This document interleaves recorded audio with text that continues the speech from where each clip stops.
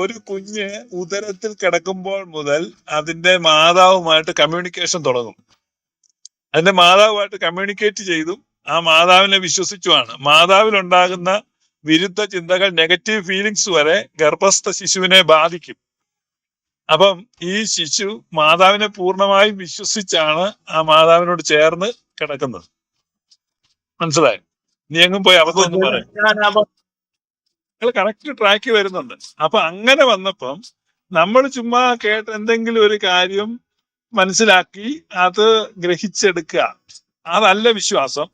മറിച്ച് പരിശുദ്ധാത്മാവിന്റെ ഇടപെടലും നിമിത്തം സംഭവിക്കുന്ന ഒരു കാര്യമാണ് വിശ്വാസം എന്നാണ് നിങ്ങളിപ്പോ ഇവിടെ പറഞ്ഞിരിക്കുന്നത്. ഇങ്ങനെ പരിശുദ്ധാത്മാവ് ഇടപെട്ട് പരിശുദ്ധ റൂഹായാൽ പ്രചോദിതമാകാൻ ഒരു ശിശുവിന് സാധിക്കുമോ ഇല്ലയോ എന്നാണ് എന്റെ അടുത്ത ചോദ്യം. ഉത്തരം പറഞ്ഞോളൂ.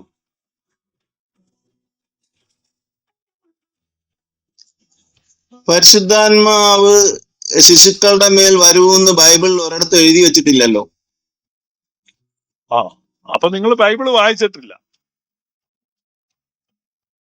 പരിശുദ്ധ കന്യകാമറിയത്തിന്റെ പറയട്ടെ, പരിശുദ്ധ കന്യകാമറിയത്തിന്റെ വന്ദനസ്വരം കേട്ടപ്പോൾ എലിശബായുടെ ഉദരത്തിന്റെ ഉള്ളിൽ ആ ശിശു തുള്ളിച്ചാടി. തന്റെ രക്ഷകന്റെ മാതാവ് തന്റെ അടുക്കൽ വന്നിരിക്കുന്നു എന്നുള്ള ആ അവയർനെസ്സിലാണ് ഉദരത്തിൽ കിടന്ന് യോഹന്നാൻ സ്നാപകൻ തുള്ളിച്ചാടുന്നത്.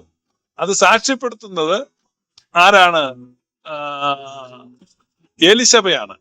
അത് ലൂക്കാസ് സുവിശേഷം 1-ാം അധ്യായത്തിൽ തന്നെയുണ്ട്. ആ 1-ാം അധ്യായം അതിന്റെ 41-ാം വാക്യം നിങ്ങൾ വായിക്കണം. ലൂക്കാസ് സുവിശേഷം 1:41.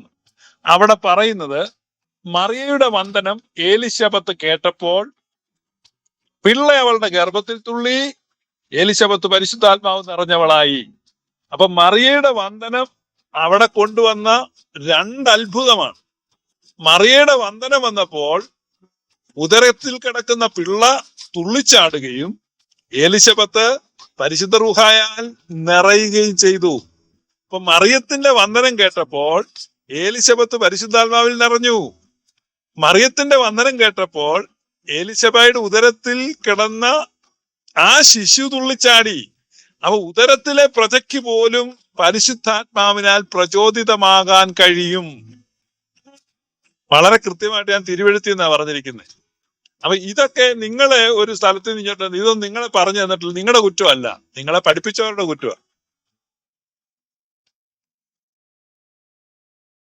ശരിയാണ് ശിബു പാസ്റ്ററെ, അതെ, അങ്ങനെ തന്നെയാണ് എഴുതിയിരിക്കുന്നത്. പക്ഷെ ഒരു നിയോഗത്തിന് അങ്ങനെ വന്നു എന്നുള്ളത് ബൈബിളിൽ വ്യക്തമായിട്ട് എഴുതിയിട്ടുണ്ട്. പക്ഷെ പിന്നീട് അങ്ങനെ അല്ലല്ലോ, എല്ലാവരിലും അങ്ങനെ വരുന്നില്ലല്ലോ. പിന്നീട് ഇപ്പൊ പരിശുദ്ധാത്മാവിനെ കുറിച്ച് നമ്മൾ യോഹന്നാന്റെ സുവിശേഷത്തിൽ വായിക്കുമ്പോൾ തന്നെ പരിശുദ്ധാത്മാവ് പണ്ടും ഭൂമിയിൽ വന്നിട്ടുണ്ട്. യേശുക്രിസ്തു പിന്നീടാണ് പറയുന്നത്, ഞാൻ സത്യത്തിന്റെ ആത്മാവെന്ന ഒരു കാര്യസ്ഥനെ പിതാവിനോട് ചോദിച്ച് നിങ്ങളുടെ ഇടയിലേക്ക് അയക്കും എന്ന് പറയുമ്പോൾ ആരെങ്കിലും വാദിച്ചാൽ പണ്ടും വന്നിട്ടുണ്ടല്ലോ എന്ന് പറഞ്ഞാൽ ആരെയും വാദിച്ചാൽ എന്ത് ചെയ്യും? അതെ, അതായത് അപ്പോസ്തല പ്രവൃത്തി 2-ാം അധ്യായത്തിലാണ് അവിടെ പത്രോസ്ലീഹ പറയുന്നത്. അപ്പൊ പത്രോസ്ലീഹ അവിടെ പറയുന്നത് 39-ാമത്തെ വാക്യമാണ്.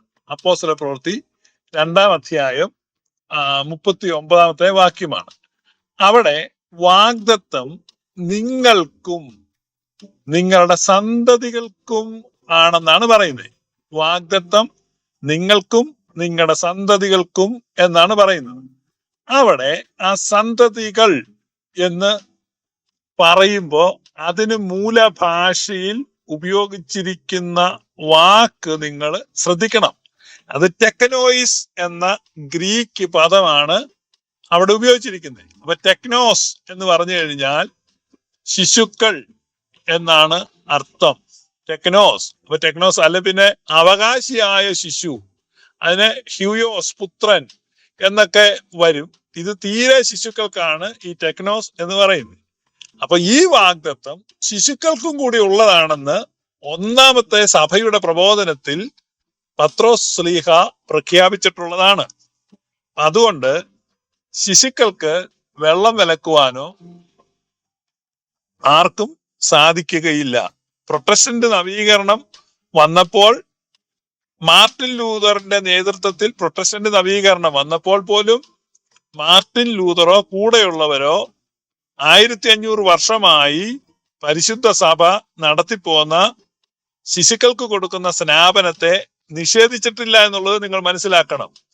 പ്രൊട്ടസ്റ്റന്റ് നവീകരണത്തിൽ പ്രൊട്ടസ്റ്റന്റ് സഭകളും തുടർന്നും ശിശുക്കൾക്ക് സ്നാനം കൊടുത്തിരുന്നു.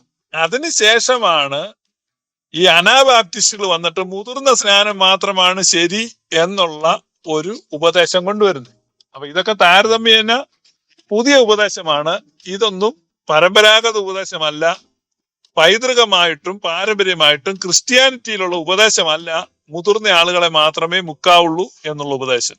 ഇതൊക്കെ നിങ്ങൾ മനസ്സിലാക്കണം. നിങ്ങൾ ഈ ക്രിസ്തീയ വിശ്വാസത്തിലുണ്ടെന്ന് നിങ്ങളെ ആരാണ്ട് ഏതാണ്ടൊക്കെ പറഞ്ഞ് തെറ്റിദ്ധരിപ്പിച്ചാണ്. അതുകൊണ്ട് അതിൽ സോറി.